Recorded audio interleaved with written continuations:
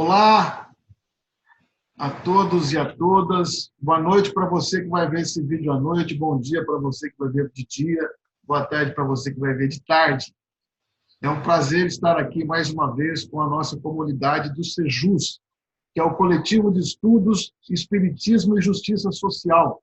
Nós continuamos estudando o nosso livro O Espírito e o Tempo, do Herculano Pires. Nós estamos Hoje nós vamos estudar a quarta parte, vamos começar a quarta parte do livro, A Prática Mediúnica. E para nos ajudar nesse estudo, nós contamos hoje com o nosso companheiro, irmão do Sejus de primeira hora, que é o companheiro Elias de Moraes, lá da cidade de Goiânia. Ele que é professor universitário, espírita, militante, palestrante. Era, né, Carlos? Você não está mais aula? Agora, meu amigo, agora eu estou na onda do FHC, de vagabundo, aposentado, dedicando exclusivamente a trabalho espírita. Então, ex-professor universitário, né, dedicado militante na seara espírita. Então, vai falar conosco sobre pesquisa científica da mediunidade. Fica à vontade, Elias. Ok, Carlos, muito obrigado e bom dia, boa tarde, boa noite a todos que estão acompanhando conosco aí, né? Eu quero começar, Carlos, assim, esse comentário que eu articulei mais ou menos para a gente discutir o livro aqui hoje. Eu quero começar até por um caso que é de hoje, né? Agora, recente mesmo, o Bruno, colega nosso também que participa do nosso coletivo, o Bruno me contatou para ver se a gente tinha uma maneira de ajudar uma menina, uma garota de 17 anos, que está na cidade de Campo Grande e atravessando um processo muito complicado de ordem, vamos dizer assim, de ordem psíquica, né? Ela está aterrorizada porque ela vê espíritos em situação de muito sofrimento. Esses dias ela não conseguiu dormir à noite porque viu uma pessoa enforcada dentro da casa dela e ela tem entrado num processo de um profundo transtorno psíquico por conta dessas visões que ela tem de maneira muito recorrente. Então, eles estavam me pedindo para ver o que a gente pode fazer para ajudá-la. A gente já conseguiu um contato com uma pessoa lá de Campo Grande que está viabilizando a aproximação entre a família dela e uma casa espírita. A família dela é evangélica, então, na religião dela, ela não encontra o apoio, né? A única explicação é que é o demônio, essas coisas que a gente já conhece. E a gente, então, está conseguindo viabilizar um atendimento para ela numa casa espírita lá de Campo Grande para socorrer essa menina. Esses casos são muito mais frequentes do que a gente imagina. Na nossa casa espírita, nós temos a gente fala menina, né? Ela já tem seus 28 anos, talvez. Mas quando ela chegou na nossa casa espírita, ela vivia um transtorno muito complicado. Ela andando de ônibus, de repente estava conversando com a pessoa e via que estava todo mundo olhando para ela. E ela começou a perceber que ela via espíritos assim de maneira que ela não conseguia controlar. E em muitas situações ela se expunha a verdadeiros vexames. As pessoas achavam que ela estava louca, ela mesma se sentia um tanto perturbada porque ela não sabia distinguir, e ela procurou ajuda lá na Fraternidade Espírita, e a gente pôde ajudar. Mediunidade forte, né? Ostensiva, absolutamente fora de controle. Confundir, né? Então, hoje, como é que é?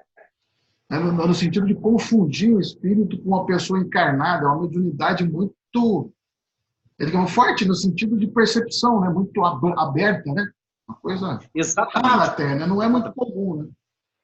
Não é muito comum, né? Então, assim, o outro caso também, que até atualmente a gente está direcionando isso até para uma atividade de psicografia na nossa casa, a menina lá à noite acordava tendo dificuldade de controlar a mão, querendo escrever, e aquilo causando transtorno para ela, né? Então, assim, isso é muito mais comum do que a gente imagina. Esses casos, quando vão parar na psiquiatria convencional, são diagnosticados como transtornos psiquiátricos, a pessoa é medicada com medicação que inibe as condições de vida cotidiana dela. Então, assim, são muitos os transtornos que isso causa, né? E é muito interessante porque esse capítulo nosso aqui, ele vai tratar exatamente dessa questão e a gente precisa dar uma atenção muito especial, até porque o espiritismo nasce do fenômeno mediúnico. A origem do espiritismo está exatamente no estudo de um fenômeno mediúnico. E aí eu quero chamar a atenção para um aspecto que também é muito interessante, e que o Herculano registra isso logo abrindo o capítulo aqui, ele percebe isso. Que só para a gente lembrar, como é que é mesmo, Carlos? Você lembra aí inteirinho o nome da revista Espírita? Como é que era? O nome em francês? Não, tanto faz, em francês e em português, mas não era só a revista Espírita, né? Tinha também Jornal não lembro. Psicológico. Psicológico, alguma coisa assim. Jornal de Estudos Psicológicos. Era Revista Espírita.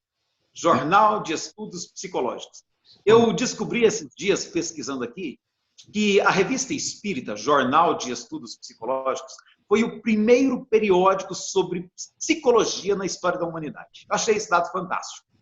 Tá? Foi o primeiro periódico no mundo sobre psicologia. Então, isso é muito curioso. Não o primeiro periódico espírita, parece que eu disse errado ali atrás. O primeiro periódico do mundo a respeito de psicologia. Então, é muito interessante isso. E aí o Herculano Pires vai fazer uma observação que eu acho muito interessante. Né? O preconceito científico da época de Kardec foi o que impediu que o trabalho de Kardec fosse considerado inaugural na área da psicologia. Porque Kardec começou por estudar transes mediúnicos, né, ou transes anímicos. Hoje a gente tem uma percepção melhor disso do que na época. Kardec já percebeu isso na época, mas hoje a gente tem uma base de dados muito mais rica para análise da questão anímica do que Kardec dispunha na época dele. Então, eu diria que hoje a gente até tem um compromisso moral, um compromisso ético com a doutrina de aprofundar estudos nessa área, porque nós temos uma base de dados mais rica do que Kardec dispunha naquela época. Né? Então, Kardec começou a estudar o transe, né, anímico ou mediúnico sob a perspectiva da psicologia. Isso é um dado muito curioso. E foi daí, então, que a gente teve todo esse trabalho desenvolvido que tem aí hoje. Você ia comentar alguma coisa, Carlos? Não. Eu só esqueci de te dizer sobre o nosso tempo, né? Nós estamos fazendo com meia hora, tentando fazer com meia hora no máximo. E quando faltar 10 minutos, eu te aviso, e quando faltar, não tiver, eu também te aviso. Perfeito. Tranquilo. Então, eu achei muito interessante o Herculano começar por esse aspecto, porque ele é um aspecto que a gente precisa valorizar muito hoje. Né? O Herculano ele é da opinião, e eu acho isso muito interessante, que as pesquisas científicas a respeito de mediunidade, elas precisam estar centralizadas, sendo realizadas nas universidades, que são instituições aparelhadas para essa finalidade. E na época que o Herculano viveu, ele viveu uma época muito frutífera, a época do Ian Stevenson. Tem alguns outros da época dele que ele cita aqui, mas eu não vou me alongar nisso agora, até porque eu teria que recorrer ao livro novamente, não quero perder tempo. Mas ele vivia esse tempo em que as pesquisas estavam migrando para as universidades. Aliás, antes dele mesmo, quando você pega um Richer, quando você pega um Bozzano, o pessoal do início do século já fazia pesquisas nas universidades. E ele vai dizer, então, olha, que é muito importante que essas pesquisas sejam feitas nas universidades. E ele vai defender uma coisa que até a gente estava discutindo bem no nosso grupo hoje, que eu acho muito importante, que o Centro Espírita não é o local da pesquisa científica. Eu até teria assim, uma ligeira, se é que é possível questionar Herculano Pires pela bagagem, pela riqueza da análise que ele faz, mas eu vejo que hoje nós temos uma grande quantidade de pesquisadores espíritas em condições de realizar pesquisas também dentro do ambiente das reuniões espíritas. Então, eu acho até que a gente precisa flexibilizar essa observação dele de que o centro de pesquisa é a universidade, porque hoje nós temos pesquisadores no meio espírita. A gente teve uma leva de abertura de campo para novos mestres, novos doutores aí nos últimos anos. Houve um incentivo muito grande do CNPq, a formação de mais pesquisadores. Então, é muito importante que a gente aproveite esses pesquisadores, e muitos deles fizeram pesquisas em torno de temática espírita, e é muito importante que a gente não perca essa alavancagem que foi feita aí nos últimos 10, 15 anos, né? Porque tem muito pesquisador novo, espírita, no mercado, em condições de nos ajudar nesse desenvolvimento das pesquisas espíritas. Então, dá para a gente hoje começar a pesquisar melhor, por exemplo, a questão da participação do fenômeno anímico no fenômeno mediúnico, e esse é um estudo que precisa ser feito com muito cuidado, com análise muito cuidadosa, meticulosa, com muito método, né? Muito método para a gente compreender o processo anímico que Herculano já analisava, que foi muito bem analisado pelo Bolzano no início do século passado, e a gente compreender isso, trazer essa questão para as reuniões mediúnicas espíritas hoje.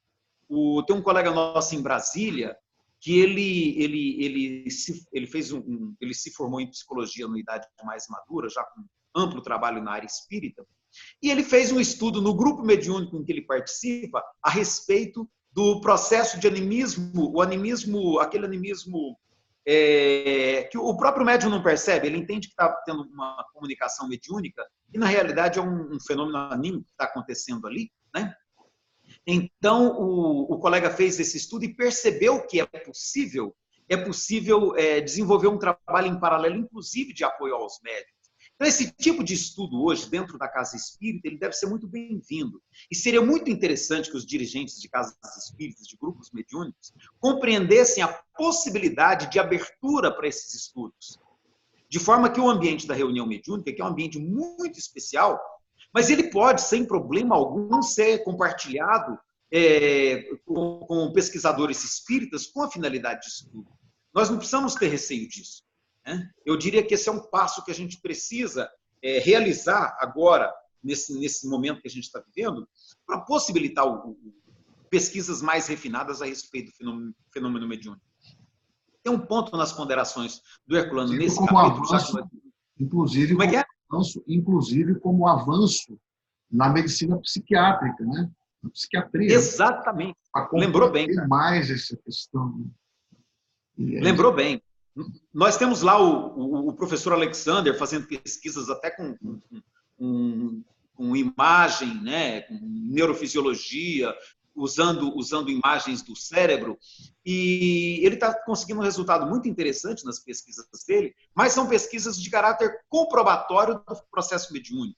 Dentro da casa espírita, nós podemos considerar isso como superado. Nós não temos mais que comprovar o fenômeno mediúnico. Nós temos que aprofundar no estudo dele para tirar outras implicações, você lembrou muito bem, inclusive para a área da psiquiatria. Né?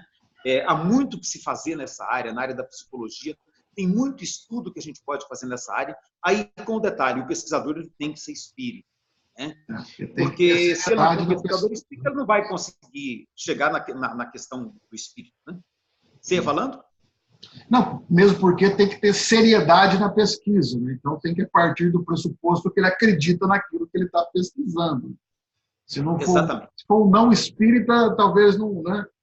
Talvez vai. Ele não vai conseguir compreender o fenômeno. Né? Ele não vai conseguir. Né? Isso é como você colocar um biólogo num laboratório de física. Ele não vai conseguir entender nada. Né? Ou então você coloca um físico para analisar pesquisas na área da psicologia. Nada a ver. Eu me refiro a pesquisadores espíritas e que, por serem espíritas, participem de reuniões mediúnicas e que podem, sim, fazer pesquisas no ambiente das reuniões mediúnicas. E aí eu quero chamar a atenção para essa questão do animismo, uma afirmação que o Herculano Pires faz nesse capítulo, e até que eu vou recomendar o estudo dele lá na Fraternidade Espírita, discordando do Herculano, por sinal. O Herculano acha que a gente deve estudar nas reuniões mediúnicas das casas espíritas, ele acha que a gente deve estudar apenas Kardec. O Herculano vai me perdoar se eu discordar dele um pouquinho, né? Eu quero estudar também Herculano Pires na nossa casa espírita, eu quero estudar Leon Denis, a gente estuda Ivone Pereira, a gente já estudou aquele livro do Jacobson Trovão, que é muito interessante, que é todo fundamentado na obra de André Luiz, a gente já estudou livros de André Luiz, sem perder o viés da análise relacionada a Kardec.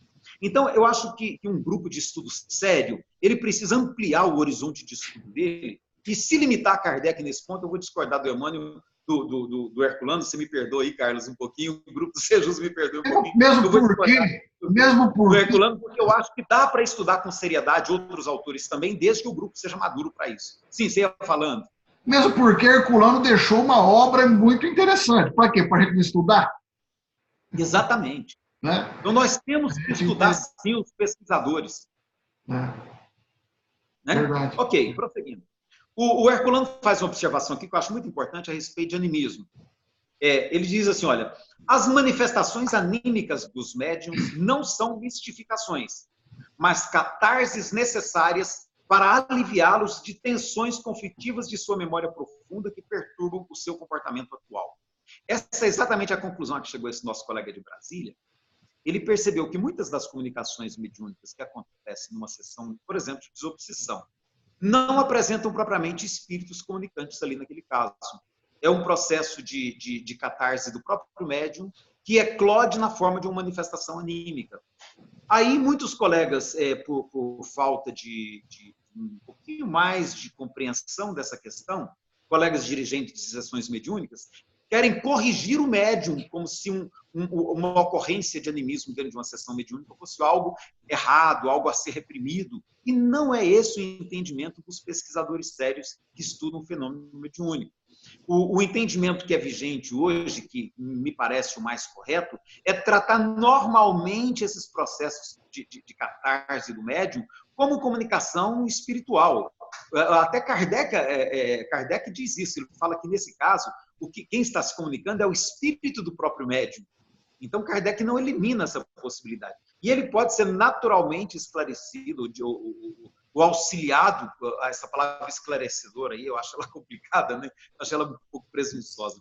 Mas nós podemos naturalmente auxiliar o nosso colega médium que está vivendo esse processo de catarse, através do diálogo, como nós fazemos num processo de incorporação normal, de atendimento normal a um espírito que se incorpora através do médium. E Herculano observa isso, eu acho isso muito interessante, é algo que a gente precisa alertar nos nossos grupos mediúnicos da atualidade, que é possível lidar com isso com a plena naturalidade. O médium não está fazendo nada de errado quando ele experimenta esse processo de catarse.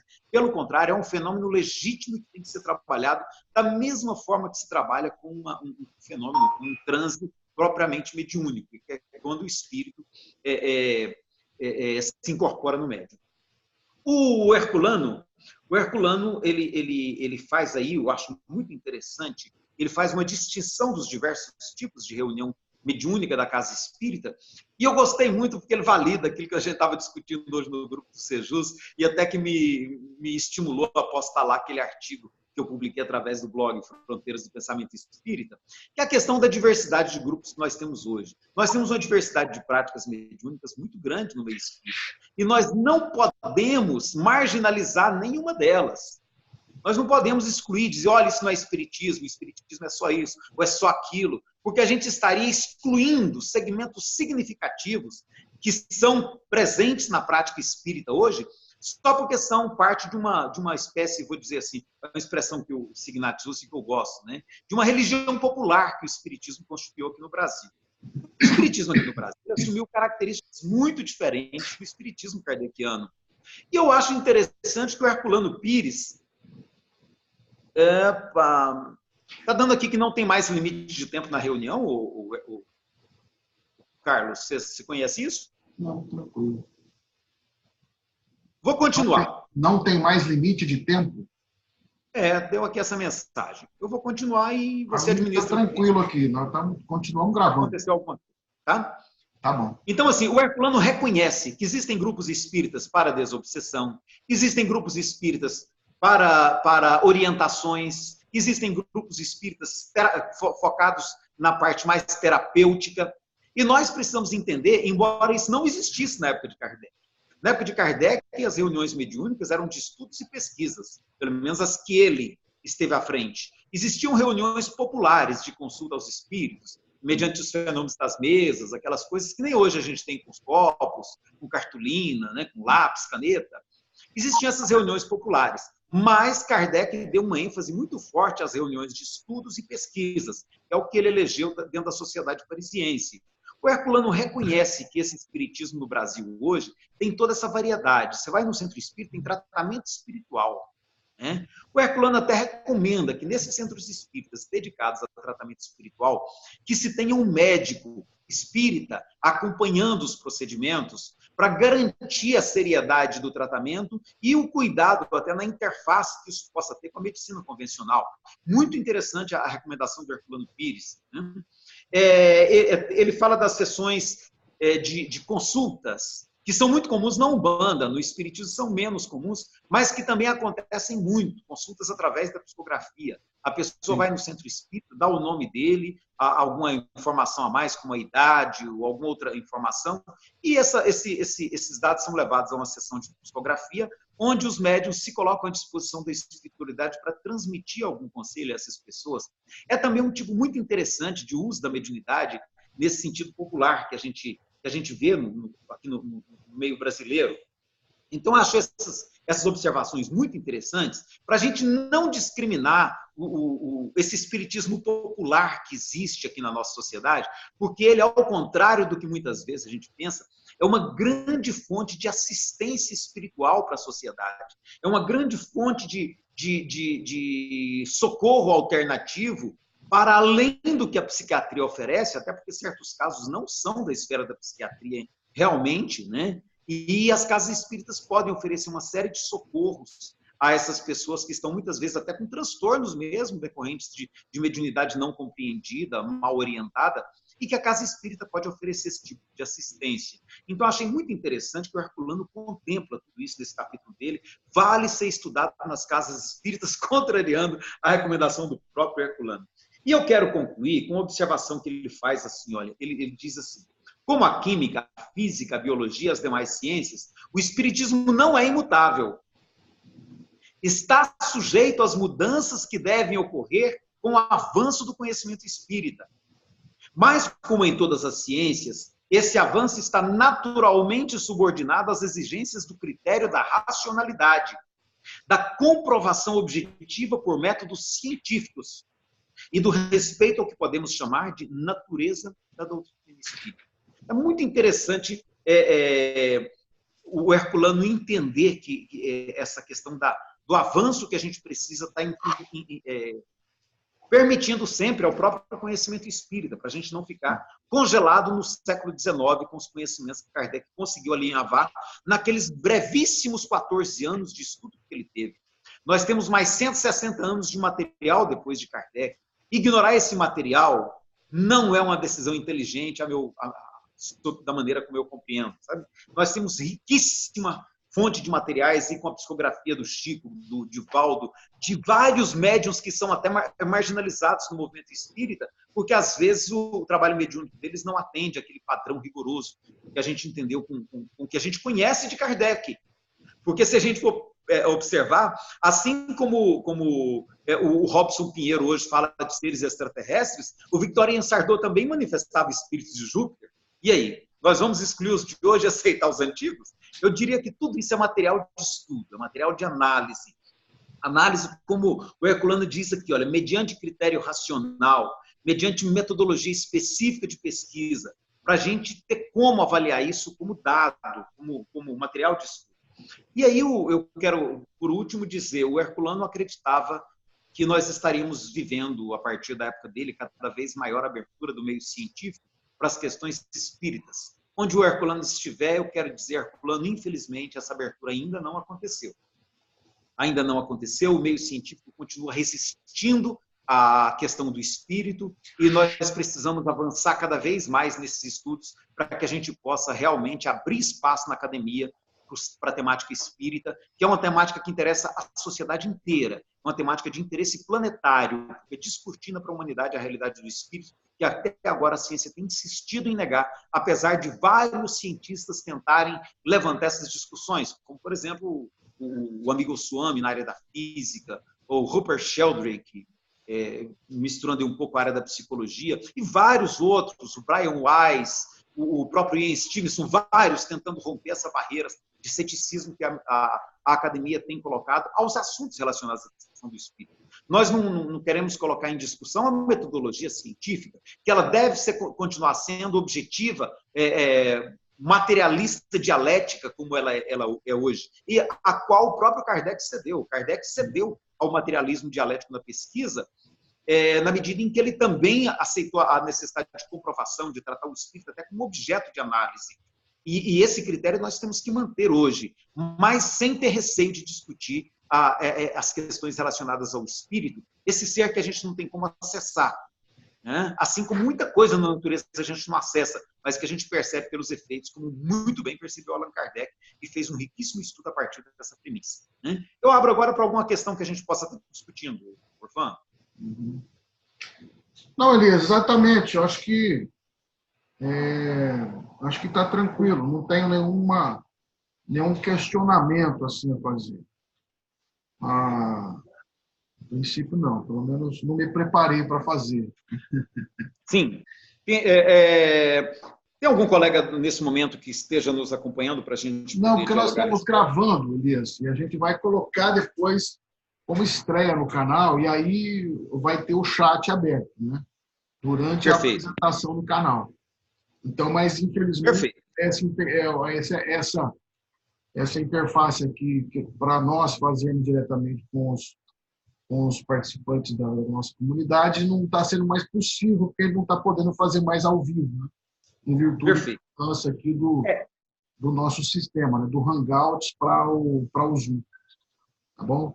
Mas, Elias, eu acho que nós temos alguns minutos ainda, né? temos Se ainda. você E eu quiser. quero puxar um ponto aqui que eu acho muito importante, já que a gente tem mais um tempinho, eu quero chamar a atenção para um, um aspecto que o Herculano observa bem aqui, e que eu acho muito importante para os nossos colegas que lidam com o fenômeno mediúnico. E é algo que é kardeciano, é lá da nossa origem, a gente não pode perder isso de vista. Nós desenvolvemos aqui no Brasil eu não sei como é que palavra que eu uso para isso, mas uma tradição, uma cultura, uma visão, talvez, de assim ver nos espíritos uma espécie de autoridade. Sabe aquele negócio assim de orientador espiritual da casa? Assim, isso é interessante até certo ponto. Kardec O também Espírito admitia falou, que ele está tinha um guia falado. espiritual, que seria o Zéfiro e o Espírito da Verdade. Né? Bom, eu não te entendi, Carlos.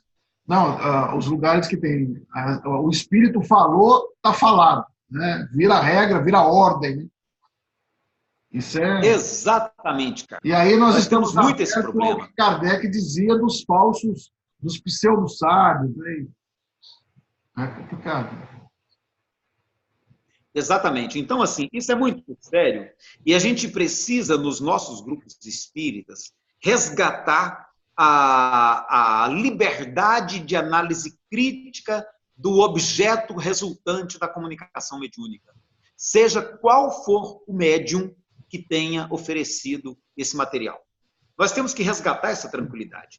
Eu entendo que isso se deve muito, talvez, ao trabalho do Chico Xavier, que foi um trabalho assim, exuberante, trabalho de uma riqueza extraordinária, e talvez por isso as pessoas tenham sentido assim, nossa, o trabalho é inquestionável. Né? E a gente tem que ter muito cuidado com essa visão, até porque nas nossas reuniões espíritas, primeiro que normalmente os espíritos que se manifestam lá são espíritos muito de uma condição ainda muito próxima à nossa, só que libertos do corpo físico. O que também acontecia na época de Kardec. Se a gente for pegar quem eram os espíritos da codificação, a gente vai ver que eram espíritos muito da nossa condição também. O rei Luís de França, que a gente vê lá São Luís, né?